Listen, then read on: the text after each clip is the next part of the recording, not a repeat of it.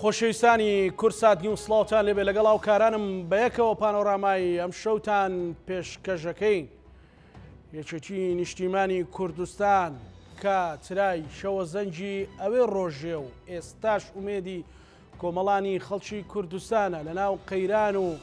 کێشە و گرفتەکانی هەرێمی کوردستان و عێراق دەوێت نوێتر و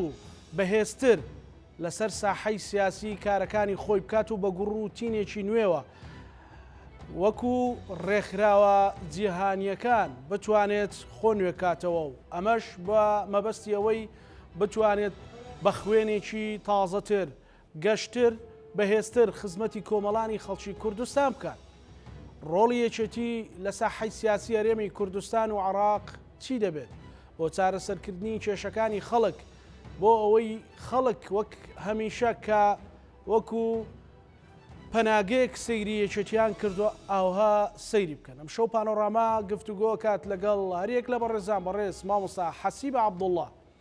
ئەندامی سەرکردایەتی یەکێتی نیشتیمانی کوردستان کە لە شاری کەرکووکەوە لەگەڵمانە، هەروەها بەڕێز فریاڵ عەبدوڵڵا ئەندامی سەرکردایەتی یەکێتی نیشتیمانی کوردستان بەڕێزیان لە شاری هەولێرەوە لەگەڵمانە. بەڕێز فریاڵ ئەم کاتت باش، ئەگەر باس لەوە بکەین ڕۆڵی یەکێتی نیشتیمانی کوردستان پرسیاریەوە بکەین لە ساحەی سیاسی هەرێمی کوردستان لە مێژوو بۆ ئێستا بۆ ڕوبەڕووبوونەوەی تەحەدیەکانی سەر هەرێمی کوردستان و سەر خەڵکی کوردستان چییە؟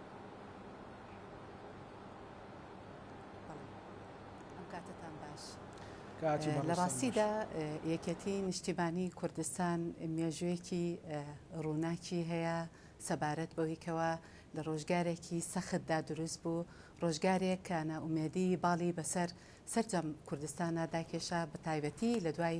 شکستی شۆڕش یەکێتی نیشتیمانی کوردستان بوو بە مەفرەزە لە ڕێگای مەفرەزە سەرەتایەکانی لە ڕێگای ڕێخستنە نهێنیەکانی لە ڕێگای ئەو هەموو قوربانیدانی کە داوێتی لە زیندانەکان لە کاتی جەنگ و ڕوبەڕووبوونەوەی حزبی بەعسە خوێنی شەهیدانی لە ڕوبەڕووبوونەوەی داعش و لە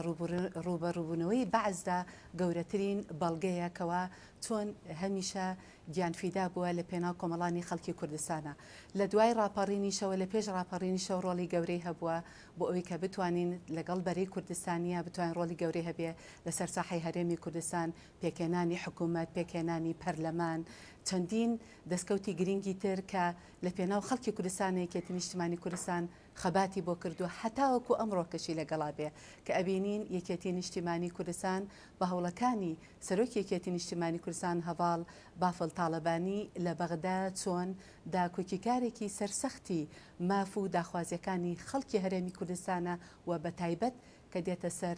داخوازی شایستە دارایەکانی خەڵکی کوردستان و پارەی پرۆژە میزانیە کۆمەڵی ئستحقاقاتی تر کە یەکێتی نیشتیمانی کوردستان هەمیشە داکۆکیکارێکی سەرسەختی داخوازیەکانی خەڵکی کوردستان بووە بە بێجیاوازی. ئەوە یەکێتی نیشتیمانی کوردستانە بە قیادەی ئەو کاتی سەرۆک جەلال تاڵەبانی کە توانیمان لە عێراق ڕۆڵێکی گەورەمان هەبێ لە نووسینەوەی دەستوردا لە چەسپاندنی مافە دەستوریەکانی کورد و پێکهاتەکانی تر لە ناو هەرێمی کوردستان و لە ناو عێراقدا. ئەوەی یەکێتی نیشتیمانی کوردستانە خزمەتێکی گەورەی کردووە بە ناوچەدا بڕێنراوەکان و هەمیشە داکۆکیکارێکی سەرسەختی ناوچەدا بڕێنراوەکانە و بۆ ئەوەی بگەڕێرێتەوە سەر هەرێمی کوردستان. بۆیە ئەگەر بێت و لە بەرنامەیەکی وایە بە چەند دەقەیەکە باس لە گرنگی یەکێتی نیشتیمانی کوردستان و وەفاداری یەکێتی نیشتیمانی کوردستان بکەین بۆ کۆمەڵانی خەڵکی کوردستان، من پێم وایە چەندین سەعات و چەندین ڕۆژ و ڕەنگە بەرنامەی ئاوای بێ بۆی بتوانین باسی بکەین. بەڵام دواترینیان ئەو پێداگیریەیەکەوە یەکێتی نیشتیمانی کوردستان ئەیکا بە سەرۆکاتی بافڵ تاڵەبانی لە بەغدا. ڕاستی ئێمە ڕەنگە هەندێک جیاواز بین لەگەڵ حیزبەکانی تر بە تایبەت لە پێکێنانی حکوومەت ڕەنگە نێنە ژێرباری ئەوە، بەڵام یەکێتی نیشتیمانی کوردستان هەمیشە لەگەڵ ئەوەیە کۆکە کە هەمومان جهودەکانمان یەکخەین، یەکڕابین، یەکدەست بین، یەکگوتار بین لە پێناو مافەڕەواکانمان بە تایبەت کە دێتە سەر ئەو داخوازیانەی کە لە بەغدا ئەبێ داکۆکی لەسەر بکەین و بۆ ئەوی بتوانین ئامانجی ڕەوای گەلەکەمان بێن نەبین. یەکێتی بۆ گرینگە بەڕێز خات و فریاڵ، یعنی یەکێتی بۆ گرینگە بۆ ئێستا بۆ خەباتی ئێستا ینی لە چیا خۆتان بە داکۆچکاری خەڵکە بینەوە؟ بەڵێ یەکێتی نیشتیمانی کوردستان هەمیشە گرنگ بووە لە مێژوو و لە ئێستا و لە داهاتوشدا گرنگە، چونکە ئێمە ڕۆژگارێک بینیمان کە کاتێک مامجەلال نەخۆش کەوت وەفاتی کرد خوافیکە و کاتێک بینیمان کێشەی ناوخۆیی کە ڕوویدا لە ناو یەکێتی نیشتیمانی بەتایبەت بنمونە بابێنەوە جیابوونەوەی گۆڕان بینیمان کە هاوسەنگی هێز لە ناو کوردستان تێکچوو وای کرد کە استقرار نمێنێ لە هەرێمی کوردستان. حکوومەتی عێراق کە بودجێ ئەنار لە ١٧ ئەو کاتە ئەوانە نەما حکوومەتی عێراقیش یعنی لەبەر ئەوەی کەوە لایەنێکی سیاسی محەدەد پابند نەبوو حکوومەتی هەرێم پابند نەبوو ئەو هاوسەنگی هێزە کە لە دەست چوو یعنی داخوازیەکانی ئێمە لە بەغدا و مافە دەستوریەکانمان هەمووی کەوتە بەرهەڕەشەوە لەبەری کە تۆ کۆمەڵی کێشت بۆ ڕوئەدا یعنی کە خەلەلێک ئەبێ لە تەوازنی هێزە ناو هەرێمی کوردستانەوە بەتایبەت یەکێتی نیشتیمانی کوردستان ئەبینین هەمیشە داکۆکی ئەکا لە مافەکانی خەڵکی کوردستان داکۆکی ئەکا لە مافە نەتەوایەتیەکانمان داکۆکی ئەکا لە ئیستحقاقاتی خەڵک لە ئیستحقاقاتی پێشمەرگە لە ئیستحقاقات و مافی هەموو تاکێکی ئەم کۆمەلگایە لە ڕێگای پرۆژەوە لە ڕێگای مافە دەستوریەکانمان بۆ یەکێتی نیشتیمانی کوردستان زۆر زەرورە و زۆر گرینگە بۆ ئازادی بۆ دیموکراسی بۆ دەستەبەرکردنی مافی ڕۆژنامەگەری ئازادی ڕادەربڕین مافی هەموو تاکێکی ئەم کۆمەلگایە بەبێ جیاوازی ئەزانی کاک زانایگیان کە دێتە سەر گرنگی یەکێتی نیشتیمانی کوردستان بۆ خەڵک یەکێک لە هەرە بنەما گرنگەکان ئازادی ڕادەربڕینە ئەبێ بیرمان نەچێ زۆر جار و فودوشە دیێنەڵێن بۆچی مزاهرات لە سلێمانی بەنمونە ڕوئەدا بۆ لە هەولێر ڕوونادا ئەی پاشێ ماڵین ئەگەر یەکێتی نیشتیمانی کوردستان ئەو قەنەعەتێ بە ئازادی ڕادەربڕین هەیە خەڵک مافی هەیە داخوازیەکانی خۆی کە گلەیەکی هەبێ ڕەخنەیەکی هەبێ داخوازیەکی هەبێ مەدەنیانە بێ داوای مافەکانی خۆی بک ئێمە لەگەڵ ئەوەیان بۆیە زۆر جار ڕەنگە تووشی ڕەخنە ئەبین بەڵام ئەمە سەربەرزیە بۆ یەکێتی نیشتیمانی کوردستان و خەڵکی ئەم ڕۆڵی کێکێتی نیشتیمانی کوردستان هەیەی لە دەستەبەرکردنی مافەکانیان ئازادی ڕادەربڕین ئازادی ڕۆژنامەگەری بەوەی کەوا یەکێتی نیشتیمانی کوردستان دیفاع لە مافەکانیانەکە بۆ وەرگرتنی شایستە و ئیستحقاقاتی داراییان بۆ ئەوەی کەوا ڕوبەڕووی ئەو ناعەدالەتی و ناشەفافی ئەبێتەوە کە هەبوو هەیە لە حکوومەتدا بەڕاستی گرنگی یەکێتی نیشتیمانی کوردستان حەق لە خەڵک بپرسن کە لە ینی چەند بە زەروری ئەزانن کاتێک کە خوانەکەران ناکۆکیەک ئەکەوێتە نێوان ئێمە و لایەنێکی تریالایەنەکان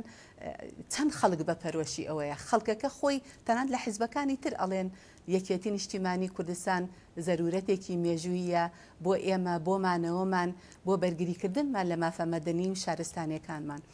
جگەلەوە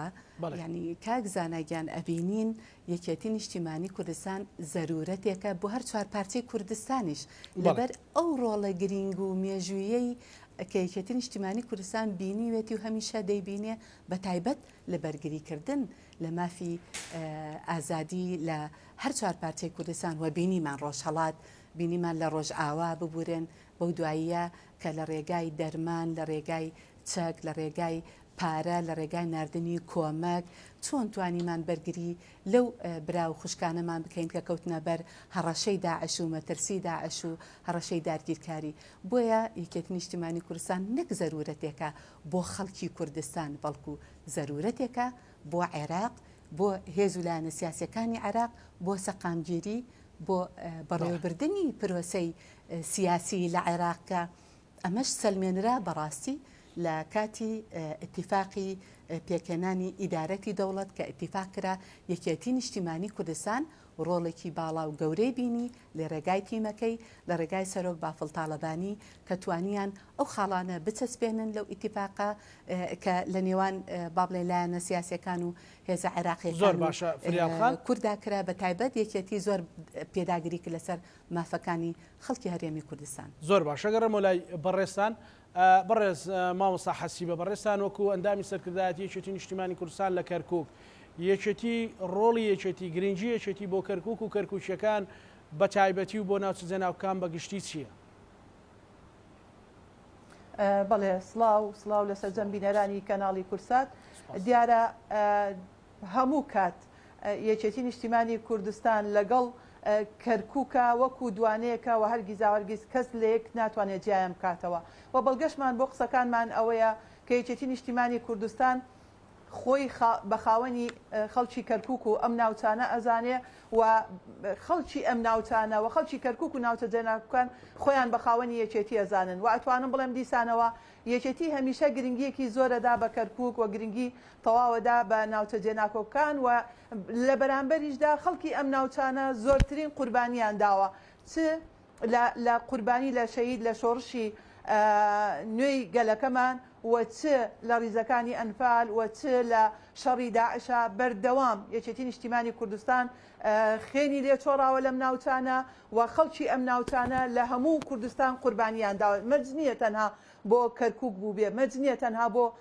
کوردستانی باشوور بوو بێ بەڵکو خوێنی بەخشیوە بۆ هەموو پارچەکانی کوردستانی گەورە و لە چۆ پێویستی کردبێ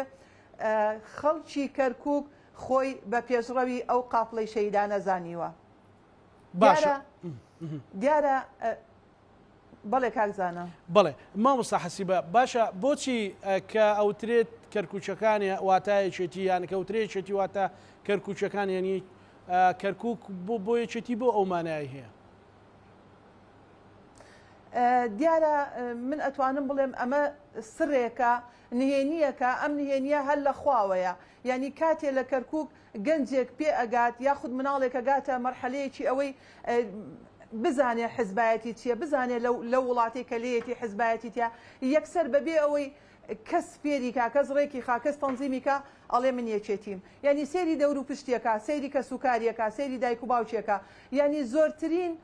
خەڵک لە کەرکووک یەکێتیەوە خۆی بە یەکێتی زانێ ئەمەش ئەگەڕێتەوە بۆ سیاسەتی حەکیمانەی سەرۆک مامجەلال و بۆ خودی ئەو خۆشەویستەی کە سەرۆک مامجەلال هەی بۆ کەرکووک کە هەمیشە وتوێتی لەبیرتان نەچێ من کەرکووچی یعنی تەنها ئەم قسەی مامجەلال ئەمە هەر قسەیەکی ئابر نییە و بەسەرمانە تێپەڕی بێت ئەم قسەیە وزە و ورەیەک ئەبەخشێتە کەرکووچیەکان زۆر جا شانازی بەو قسەیەواکەین ئەڵێن مامجەلال کەرکووچیە یعنی ئەمە وای کردووە کە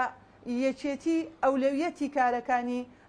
کەرکووک بێت و ئەولەویەتی کارەکانی ناوچە دابڕاوەکان بێ جیاواز لە هەموو حزب و لایەنێکی سیاسی تر ئەگەر لێم بپرسی چۆن من وەڵام تێدەمەوە دیارە لە دوای ریفراندۆمە شکست خواردووەکە و لە دوای ڕووداوەکانی یاخود لێکەوتەکانی ریفراندۆم ئەو بارودۆخەی بەسەر کەرکووکە هات ئەتوانم بڵێم یەکێتی نیشتیمانی کوردستان ئەو هێز و لایەنە سیاسیە بوو کە باوەشی کردەوە بۆ کۆمەڵانی خەڵک و خەڵکەکەی خۆی بەجێ نەهێشت و لەگەڵ خەڵکە ئەو ژیانە کولەمەرجەی هەڵبژات حزب و لایەنی تریش هەبووە کە ئیدعای کوردستانی بوونی کەرکووک و کوردایەتیەکان کەرکووکیان بەجێ لە چاوتروکانێکەوە لە دوورەوە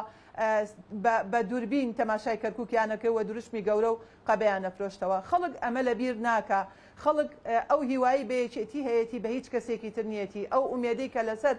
یەکێتی و سەرکردایەتی و قیادە و سەرۆکی یەکێتی هەیەی بە هیچ سەرکردە و سەرۆکێکی نەبووە و ئەو متمانەیە دروست نابێت دیارە ئەم متمانەیە باشە هەندێک لایەنی کوردی ئەوە ئیستفزازەکەن لە کەرکووک مامۆستا حەسیبە یەکێتی ئیستفزازەکەن لە کەرکووک کاریگەریە بێ لەسەر جەماوەری کەرکووک و خەڵکی کەرکووک لەگەڵ ئەو خۆشەویستی هەیەە بۆ یەکێتی من پێم وایە ئەوەنە کەرکووک لە سیاسەتی یەکێتیەوە نزیکە ئەگەر سیر بکەی یعنی بڕیارە گرنگەکان دێنێ لە کەرکووکەوە بڕیاری لێ ئەدات هەر شتێکی چارەنووسازی هەیە ئەیێنێ لە کەرکووک لەگەڵ کەرکووچیەکانە تاوتویەکە و لەگەڵ خەڵکە مناقەشەی ئەکا و اینجا ئەکرێتە بڕیار و بەگوێی هەموو کوردستانیان ئەدرێت یەکێتی نیشتیمانی کوردستان کەرکووکی کردووە بەو قودسەی کە چەندین ساڵە خەباتی بۆ ئەکا و کردوێتی بەو قودسەی کە چەندین خوێن و قوربانی لە پێناوی داوە من پێم وانە ئەو ئیستفزازکردنەی کە لایەنێکی سیاسی یاخود هەر لایەنێکی سیاسی بە کەرکووچیەکانی بکات پێم وایە تەنها بۆ خۆیان نەگەڕێتەوە ئەوە نیشانەی لاوازی و بێدەسەڵاتی خۆیانە ئەگەر ڕاستەکەن ئەگەر خەمخۆری کەرکووکن فەرمو ئەوە ساحەکە نەک جێی ئەوانە بێتەوە جێی دەیانی وەک ئەوانە بێتەوە بابێن لێرە ئەسپی خۆیان تاو بدەن و بابێن لێرە چێبڕچێ بکەن بە خزمەتکردن چێبڕچێ بکەن نەک بە منافەسە و بە مزایەدە و بە دروشم و بە فرۆشتنەوەی کوردایەتی بۆیە خەڵک لەوە بۆتەوە ئەو ئیستفزازکردنە کاری تێبکات ئەمڕۆ کە خەڵک لەسەر یەکێتی نیشتیمانی کوردستان بە تایبەتی لە سەردەمی سەرۆک بافڵ کە ئەبینین تەواو شوێن پێیەکانی سەرۆک مامجەلالی هەڵگرتووە و زۆر گرنگی بە کەرکووکەدا و مهتەمە بە قەزیەی کەرکووک ئەمە ئەوەنەی تر لای کەرکوچیەکان هیوا و ئومێدێکی دروست کردووە و چاوەڕێی دواڕۆژی ڕووناک لە یەکێتی دەکەن. زۆر باشە. فریال خان بەڕێستان باسی ئەوتان کە ڕۆڵی یەکێتی لە پرسەنەتەوەیەکان چی بووە؟ مەسەلەن ئێستا ئەوترێ هەرێمی کوردستان پەناگەیەکە بۆ هەر چوار پارچەی کوردستان بۆ هەر چوار بەشەکەی تری کوردستان. ڕۆڵی یەکێتی چی بووە لە پاڵپشتیکردنی بە ڕۆژهەڵاتی کوردستان، ڕۆژاوای کوردستان، لە باکووری کوردستان، لە ڕووی خەباتی سیاسیەوە لە پاڵپشتیکردنی تەنانەت خەباتی چەکداریشەوە چیتان کردو بۆی وەک هێزێکی نەتەوەی گەورەی کوردستانی گەورە دەرکەون؟ بەڵێ هەروەک ئاماژەم پێدا سەبارەت بە ڕۆڵی یەکێتی نیشتیمانی کوردستان جارێ حەزەکەم نەک لە چوار پارچەی کوردستانەوە دەست پێ بکەم، ڕۆڵەکە دەست پێ بکەین لە ناوخۆی هەرێمی کوردستانەوە کە چەند یەکێتی نیشتیمانی کوردستان بایەخی بە مەسەلەی نەتەوەی داوە لەو ڕوانگەیەی کە پێی باش بووە ئێمە بۆ داخوازیەکانمان لە عێراق و بۆ داواکردنی مافە دەستوریەکانمان هەر کاتێک کە پەرلەمان پێک هاتبێ هات بێتە سەر هەڵبژاردننی هات بێتە سەر داواکاری مافەکانمان داوای یەکێتی ئەوە بووە کە ئێمە یەک و یەکگرتوو بین یەکگوتار بین لە بەغدا بۆ ئەوەی کە چەند ئێمە یەک هێزە بین وەکو کورد داوای مافەکانمانەکەین بەهێزتر دەرەکەوین لەلایەن و هێزە سیاسیەکانی عێراق لەلایەن حکوومەتی عێراق، بەڵام بەداخەوە لایەنی سیاسی تر هەیە بە تەنیا هەسا مەسەلەن خۆی کردە بەشێک لە تەحالفێکی سیانی کاتی خۆی کە کردی و ئەمەش بینیمان هەڵوەشایەوە کە ئێمە نەمانویست ببین بە بەشێک لە سراعی بینی شیعە و شیعە بینی شیعە و سونە کە دێتە سەر مەسەلەی و هەر ئەوەش سەری گرت کە داخوازیەکانی یەکێتی نیشتیمانی کوردستان و ڕای یەکێتی نیشتیمانی کوردستان بوویکەوە ئێمە بتوانین لایەنەکانی تریش بێنینە ناو ئەو داواکاری و داخوازیێڕەوانێکەوە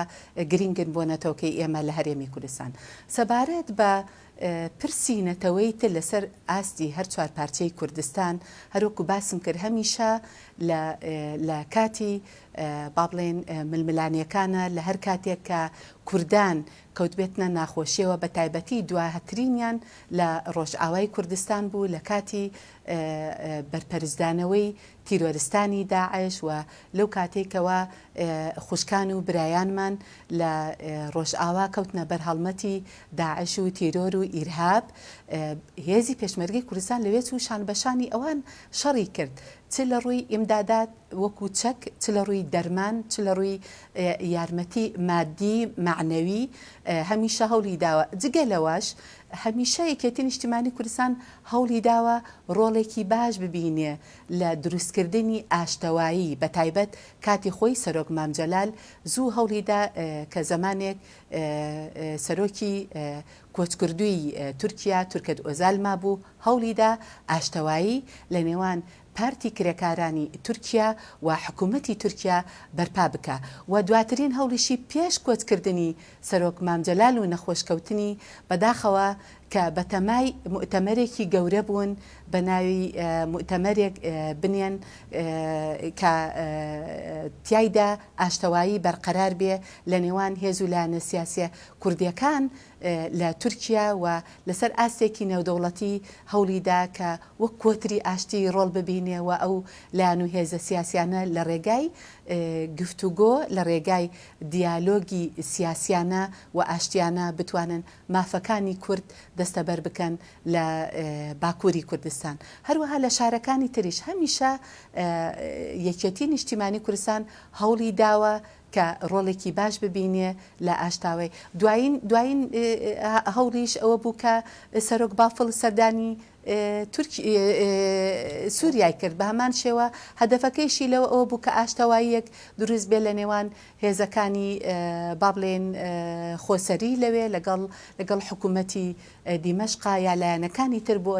ئەوەی کەوا بتوانن مافەکانیان دەستەبەر بکەن بۆ ئەوی بتوانن ئاشتیانە بژین. یعنی بەڕاستی هەوڵی یەکێتی نیشتیمانی کوردستان لە داکۆکیکردن لە مەسەلە نەتەوایەتیەکان بە تایبەت کە دێتە سەر مەسەلەی کەرکووک و ناوچە دابڕێراوەکان ئەبێ بیرمان نەچێ یەکێتی نیشتیمانی کوردستان لەو ناوچانە هەمیشە بڕوای بە سیاسەتی چەپکە گوڵەکەیە،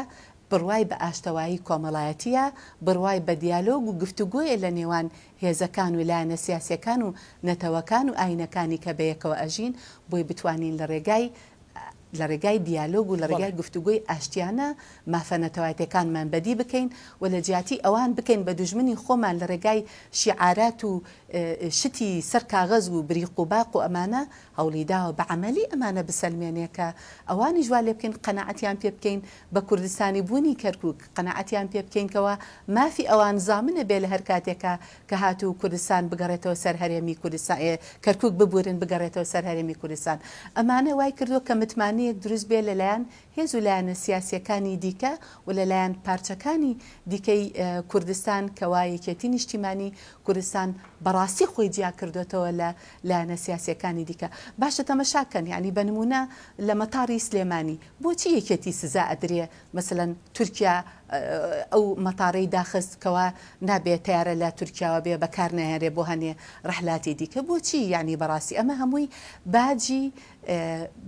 داکۆکیکردنی یەکێتی نیشتیمانی کوردستانە لە مافەنەتەوایەتیەکانی هەموو هەر چوار پارچەی کوردستان ئەگی ناخۆ قابیلەیەکێتی چی کردووە لەوێ لە مەتار دەیان جار هاتوون خەڵک بینیوانە تۆمەتبارکردنی یەکێتی بۆ داڵدەدانی لایەنێکی سیاسی یا معارەزەی دەرودراوسیەکان ئەوە خۆیان هاتوون بیونیانە چەندین جار لیجان تەشکیل بۆ کە هیچ شتێکی وانە لەو گۆڕە تەنها یەکێتی نیشتیمانی کوردستان باجی ئەوە ئەدا کە هەمیشە داکۆکی کارێکی سەرسەختی مافەنەتەوایەتیەکانمانە لە ڕێگای دیالۆگ و لە ڕێگای گفتوگۆی ئاشتیانە. بەڵێ فریال خاڵ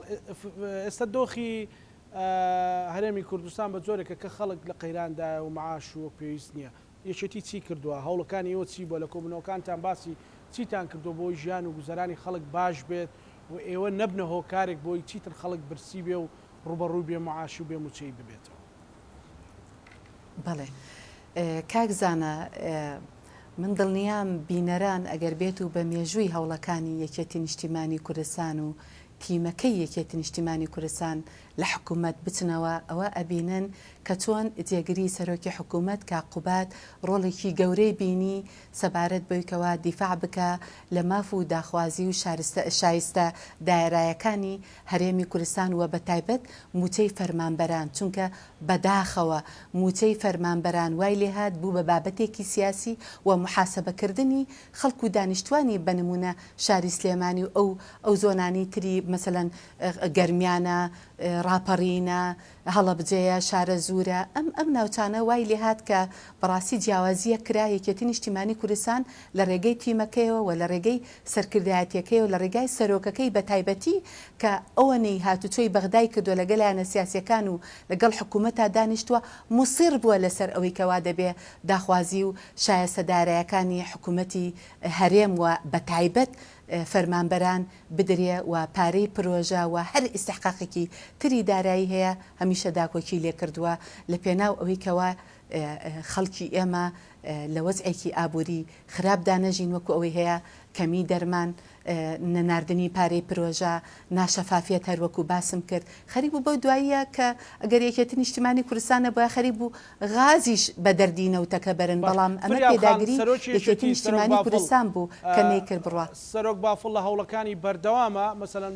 ئەگەر بەشێکی ئەعلان نەکرێ بۆ مێدیاکان بەردەوامە لەوەی کە هەوڵدا بۆی موچە و بژێوی ژیانی خەڵک لە بەغدا تێکەڵ نەکرێ بە ململانە سیاسەکان و بەشە بودجێ هەرێمی کوردستان بێ بۆی موچە دابش بکرێ. بەڵێ بە دڵنیایەوە هەمیشە بەردەوامە و هەمیشە لە پەیوەندیدایە لە سەردانیکردندایە بۆ ئەوەی ئەو شایستە دارانەیە کەوا بووکو باسم کرد بە تایبەتی موچەی فەرمانبەران پارەی پرۆژە تێکەڵ نەکرێ بە بەرژەوەندی و ململانەی سیاسی بە تایبەت یەکێتی نیشتیمانی کوردستان ئەو کاتەیەکێک تەوا لە داخوازی خەڵکەکەوای لێ هاتووە یعنی بەجددی کاکزانە کە ئەمە ڕەنگە بۆ هەندێک مای نیگەرانی بێ بۆ ئێمە قەت ئەوە خۆشببختی نیە یەکێک لە خاڵەکان کە کرا بە مەرج ئەگەر بێت و لە بودجە پارەی موچەخۆران و فەرمانبەران نەدرا حکوومەت نەیدا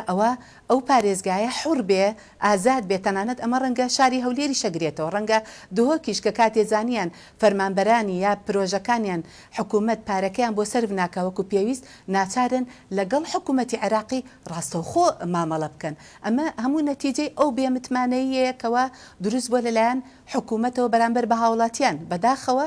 بۆیە یەکێتی نیشتیمانی کوردستان هەمیشە دیفاع لەوە ئەکا، دیفاع لە بەرژەوەندەکانی خەڵک دەکا، دیفاع لە ئەوە ئەکا کە خەڵک ئەبێ تعین بێ، دیفاع لەوە ئەکا کە خەڵک موچەکەی لە کاتی خۆی بدرێتێ، بەعکسەوە دیفاع لە کۆمەڵێ شتی تر ئەکا لە پێناو بەرژەوەندی خەڵکی کوردستان و خاکەکەیەتی. بۆیە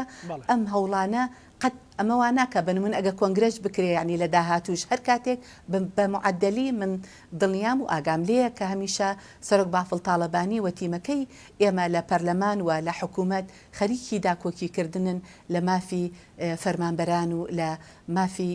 زەوتکراوی با بڵێم خەڵکی هەرێمی کوردستان. زۆر باشە مامۆستا حەسیبە، ئێوە چۆن توانیوتانە کە باوەشێکی میهرەبان بن بۆ عەرەبی ڕەسەن بۆ تورکمانی ڕەسەنی ئەوانش کە بەشێکیان زوڵمیان لێکراوە مەسەلەن دانیشتووی کەرکووکن و وێ ڕای ئەوەی بۆ هەموو کوردێک کە لە دوای لێکەوتەکانی ڕیفراندۆمەوە بێکەس زمانەوە. بەڵێ دیارە هەر لە سەردەمی سەرۆک مامجەلال کاتێک کە سەرۆکۆماری عێراق بوو هەر کاتێ بەهاتایەتە کەرکووک ناوبەناو ئاهاتە کەرکووک و ئەمایەوە چاوی بە هەموو چین و توێژ و پێکاتەکان ئەکەوت. یعنی سەرۆک مامجەلال ئەوەنە گرنگی بە پێکاتەکانەدا چاوی بە برا تورکمانەکانە کەوت پێشەوەی کورد ببینێ، چاوی بە عەرەبە ڕەسەنەکانی ئەم شارا کەوت پێشەوەی کورد ببینێ. یعنی ئەوەندەی مامجەلال چەتری کۆکەرەوەی هەموو لایەنە سیاسیەکان بوو، چەتری کۆکەرەوەی پێکاتەکان بوو. ئەتوانم بڵێم ئەوانیش لە نازێکیان نەبووەوە، ئەوانش لە ژیانێکی زۆر جیاواز ئەژیان. دیارە لە دوای ریفراندۆم و لێکەوتەکانی ریفراندۆم و دواییش بە کۆچکردنی سەرۆک مامجەلال و پێشتر بە نەخۆشکەوتنی سەرۆک مامجەلال و دوورکەوتنەوەی لە ساحەی سیاسی ئەتوانم بڵێم بەشێک لەم پەیوەندیانە، بەشێک لەم علاقاتانەی کە سەرۆک مامجەلال پێوەی ماندوو بوو و دروستی کردبوو بە شێوەیەک لە شێوەکان دابڕا لە یەکتری و پچڕا. بۆیە گرنگە ئێمە کار لەسەر سیاست و بەرنامەی سەرۆک مامجەلال بکەین کە هەمیشە ئەم ناوچانەی بە چەپکە گوڵەکە ناو بردبوو، واتە هەر پێکاتەیەک هەر مەزهبێک هەر زمانێک هەر ئاینێک تعبیر لە گوڵێکی ڕەنگا و ڕەنگەکە. ئێمە هەوڵە دەین لەسەر هەمان ڕێباز و ڕێچکەی جەنابی مامجەلال بڕۆین و بەردەوام ئیتمیئنانێکمان لای تورکمانەکان دروست کردووە، ئیتمیئنانێکمان لای عەرەبە ڕەسەنەکان دروست کردووە، بە تایبەتی کۆمەڵێک مەساڵحی مشتەرەک لە نێوانمان هەیە، کۆمەڵێک خاڵی هاوبەش لە نێوانماندا هەیە، بە تایبەتی لە دەستوری نوێی عێراقدا کاتێک کە باسی مادەی 140ەکەین مادەی 140 بەو مانایە نایە کە تەنها کورد تایە سوودمەند دەبێ و کورد مافەکانی خۆی وەرەگرێتەوە، بەڵکو هەموو برا تورکمانەکان ئەوانەی کە زەویزاریان هەیە، ئەوانەی کە گوندەکانیان داگیر کراوە، چکە ئەوانیش هاوشێوەی کورد زەویزارەکانیان داگیر کراوە و دراوە بە عەرەبی هاوردا. نەک تەنها برا تورکمانەکان بەڵکو مەسیحیەکانش بەشێکی زۆر لە مەسیحیەکان زەویزاریان داگیر کراوە و گوندەکانیان خاپور کراوە و تێکدراوە و کراوە بە سەربازگە و کراوە بە شتیتر لە سەردەمی ڕژێمی بەعساوە تاکو ئەمڕۆکە چاوەڕوانی ئومێدێکن بۆ ئەوەی دەرگای خێریان لێ بکرێتەوە و بتوانن ئەو ماڵ و سەروەتەیان بۆ بگەڕێتەوە یاخود ئەو زەویزاریان بۆ بگەڕێتەوە. ئەو ئومێدەیان ئەمڕۆ لەسەر یەکێتی نیشتیمانی کوردستان هەڵچنیوە، چونکە ئەوەی کە سەرۆک مامجەلال بۆی کردوون هیچ سەرۆکێک، هیچ سەرکردەیەک، هیچ حزبێک و هیچ حکومەتێک بۆیانی نەکردووە. هەر لە کەرکووک گەڕەکێک هەیە بە ناو گەڕەکی سێکانیان یاخود گوندێکە گوندی سێکانیان، ئەگەر بچی سێریە و گەڕەکە بکەی زۆربەی دانیشتوانەکەی مەسیحیە. ئەمە سەرۆک مامجەلال لەوێ زەوی بەسەریانە دابەش کردووە و هاوکاری مادیانی کردووە بۆ ئەوی مەسیحەکان پەرتەوازە نەبن، ئەلەوێ بەیەکەوە بتوانن لە گەڕەکێکانی شتەجێ بن و جوانترین کەنیسەی بۆیان دروست کردووە. ڕەنگە کەنیسە هاوشێوەی ئەو کەنیسەی کە لە سێکانیان کراوە پێم وایە لە هیچ شوێنێکی عێراق کەنیسەیەکی ئاوا مۆدرێن و تازە و بە کوالیتی بەرز دروست نەکرابێ. یعنی ئەمە وا لە مەسیحیەکانەکە کە بەردەوام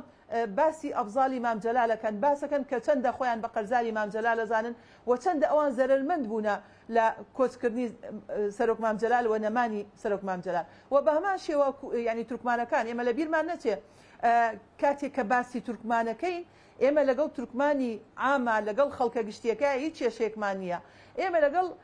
حزبێکی سیاسی تورکمانی کە بە بەرنامە و ئەجندای دەوڵەتی تورکیای داگیرکەر ئەجوڵێتەوە ئێمە کێشەمان ڕەنگە لەگەڵ ئەوانە هەبێ، ئەگەنا کۆمەڵێ خاڵی هاوبەشی زۆر جوان هەیە لە نێوان ئێمە و تورکمانە ڕەسەنەکانی ئەم شارە لە شەقامە بەیەکەوە کاری بازرگانیەکان و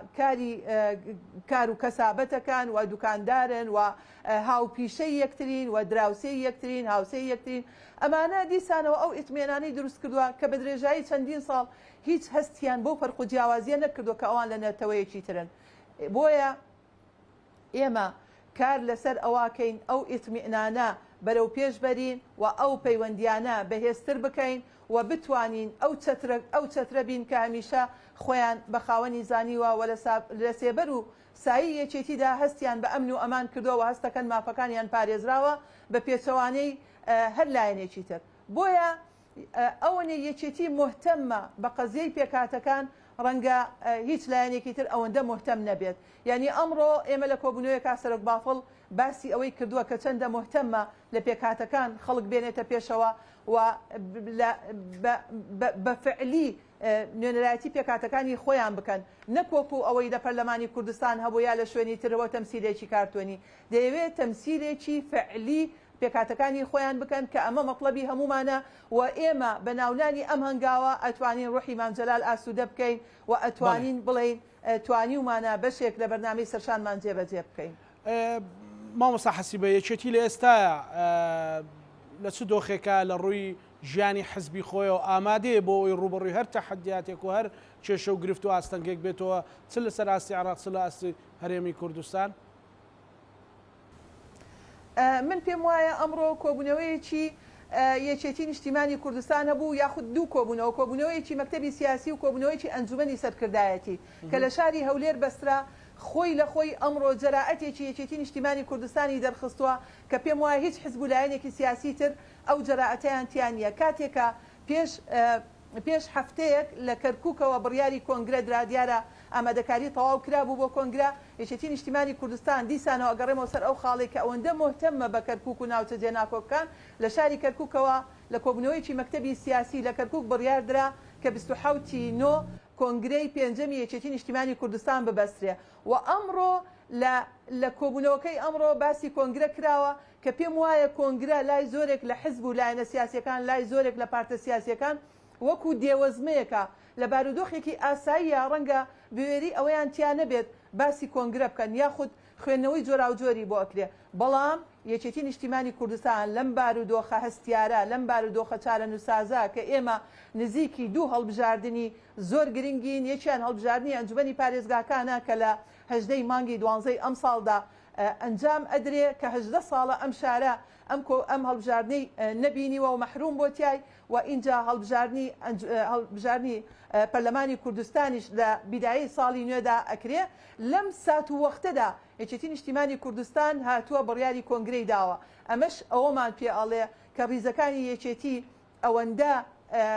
تۆکمەیە ئەوەندە بەهێزە ئەوەندە یەک ڕیزە ئەوەندە یەکگوتارە بۆیە ئەم بڕیارەی داوە ئەمە بووە مای خۆشحاڵی سەرجەم ئەندامانی سەرکردایەتی و ئەندامانی مەکتەبی سیاسی و سەرجەم کادر و تێکۆشەرەکانی ئەم حزبە کە یەکێتی نیشتیمانی کوردستان حزبێکە پێش ئەوەی وادەکەی تێبپەڕێ کە ساڵی 2019 لە کۆتایی مانگی 12 کۆنگرەی بەستیانی هێشتا 4 ساڵەکەی تەواو نەکردووە بەڵام یەکێتی بە پێویستی زانی ئەم کۆنگرەیە ئەنجام بدا بۆ نوێبوونەوە بۆ داڕشتنەوەی سیاسەتی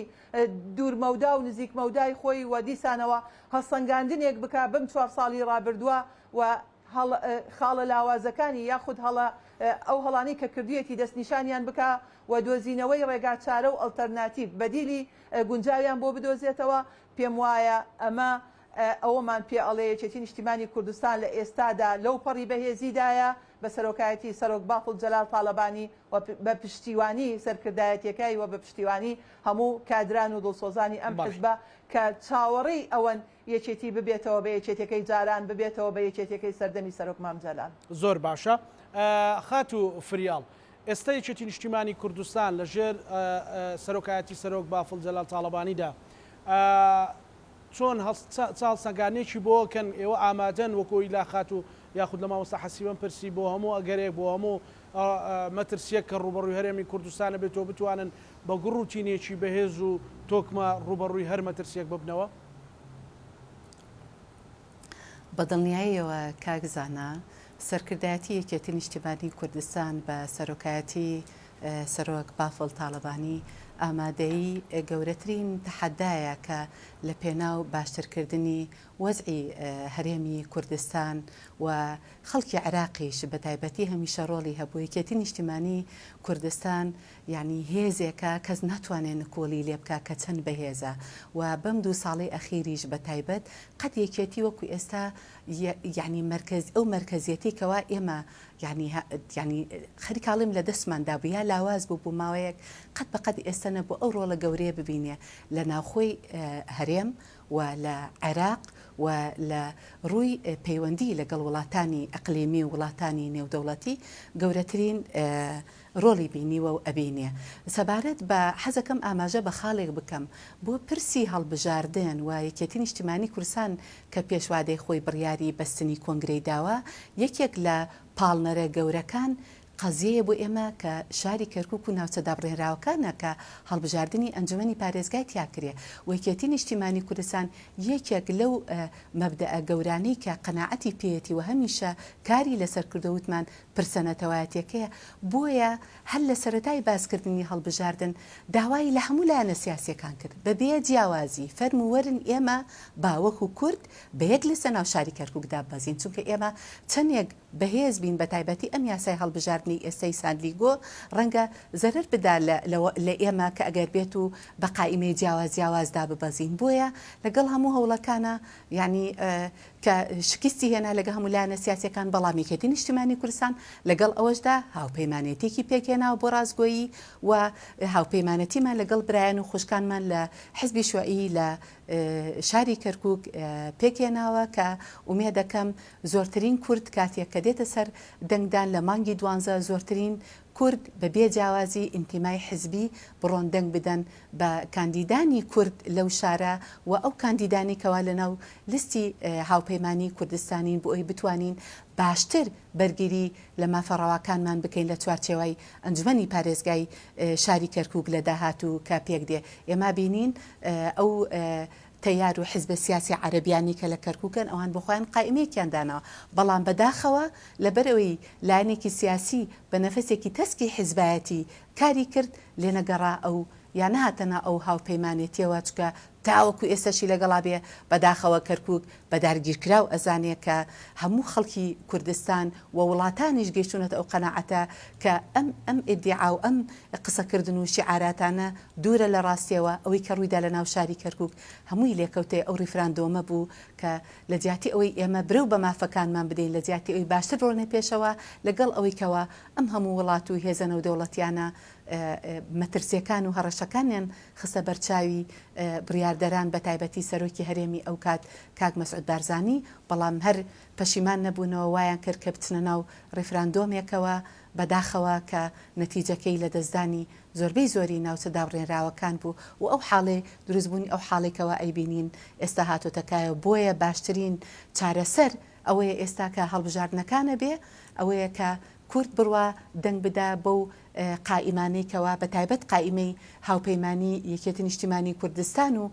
برایانمان لە حزبی شوعی بۆی بتوانین کورسێکی زیاد بەدەست بێنین بتوانین داوکۆکی لە مافەڕەواکانمان بکەین چونکە لایەنەکانی تر بە تایبەتی عەرەبە شۆڤینیەکان لە هەوڵی ئەویان ئەوان قائیمەیەکی یەکگرت و باشیان دروست کردووە لەگەڵ ئەم سیستەمی هەڵبژاردننی ئێستا گونجاندویانە بۆی بتوانین زۆرترین ژمارە بێنن کە بۆ ئێمە زۆر گرینگە بۆ ناسنامەی نەتەوایەتی کەرکووک و کوردستانی بوونی کەرکووک بۆ ئێمە ئەوە زۆر گرینگە کە مادەی 140 دێتە سەر جێبەجێکردن و ڕێژەی کورد لە شارەکە کە ئیحسا ئەکرێ یعنی کەیکێکە لە مەرحەلە گرنگەکانی جێبەجێکردنی مادەی 140 ببینن کە کورد ڕێژەی دانیشتوانی چەند زیادە نەوەکو ڕێژێکی کەم بڕوا دەنگ بدات و ئەمەش بێتە هۆکاری دروستکردنی کێشەی گەورە لە داهاتوو بۆ کورد بۆیە دووپاتی ئەوە ئەەکەمەوە بەڵێ یەکێتی نیشتیمانی کوردستان هەمیشە ئامادەی هەموو ئاڵنگاریەکانە و هەوڵە داهەتا بۆی ممکن بێ لە ڕێگای ئاشتی و دیالۆگ ئاشتێکی کۆمەڵایەتی و ئاشتەوایی سیاسی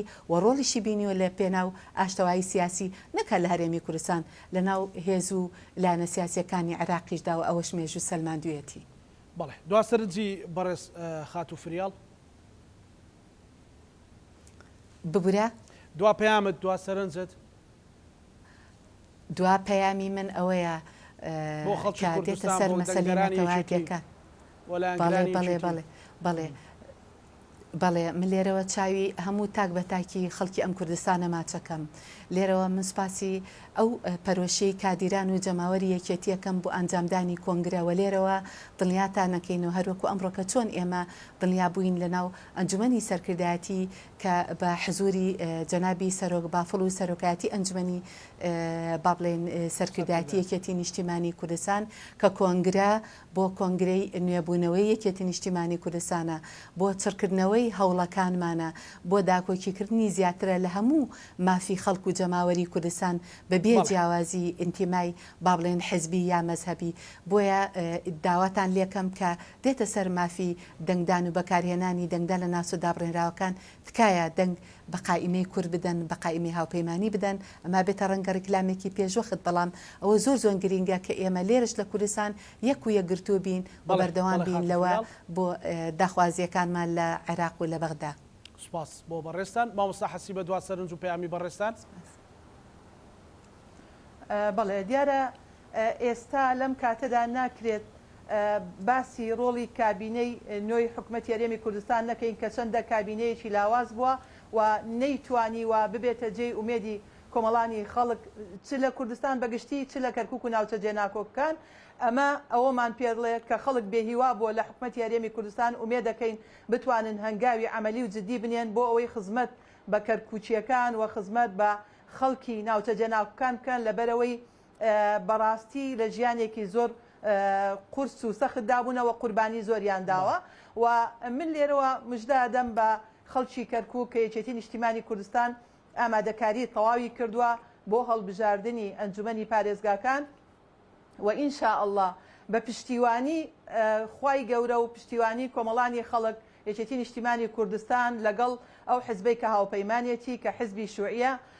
دەتوانێت ژمارەی دەنگەکانی زیاد بکە و ژمارەی کورسیەکانی زیاد بکە و بەو ژمارە کورسیانە ئەتوانێت لە ئیستحقاقی خەڵک وەربگرێتەوە ئەتوانێت پۆستی پارێزگاری کەرکووک کە ئیستحقاقی یەکێتی نیشتیمانی کوردستانە ئەتوانێت وەری بگرێتەوە و ئەو باڵانسەی بەهۆی ڕیفراندۆمەوە تێک چووە لە کەرکووک ئەو باڵانسە ڕێک بکاتەوە و هەر بە ژمارەی ئەو کورسیانە بتوانێت لە دامەزراندن لە گەیاندنی خزمەتگوزاری لە ڕاگررتنی مەلەفی تعریب لە جێبەجێکردنی مادەی 140 لە پاراستنی دەستور لە هەموو ئەمانە بەو ژمارەی کورسیانە یەکێتی ئەتوانێت حکم بکە و ئەتوانێت قسە بکە ئێمە چاوەڕێی سەرکەوتنی گەورەین و بەرەو سەرکەوتنی گەورە هەنگاوەنی. بەڵێ زۆر سپاس بۆ بەڕێز مامۆستا حەسیبە عەبدوڵڵا ئەندامی سەرکردایەتی یەکێتی نیشتیمانی کوردستان لە کەرکووکەوە لەگەڵمان بووی. سپاس بۆ بەڕێز فریاڵ عەبدوڵڵا ئەندامی سەرکردایەتی یەکێتی نیشتیمانی کوردستان لە ئەولێرەوە لەگەڵمان بووی. سپاس بۆ ئێوە بینەرانی خۆشەویست لەگەڵ هاوکارانم پانۆرامای ئەم شەومان پێشکەشکردن ئێوەش ئەمانەتی خوای گەورە بن خواتان دەکەم.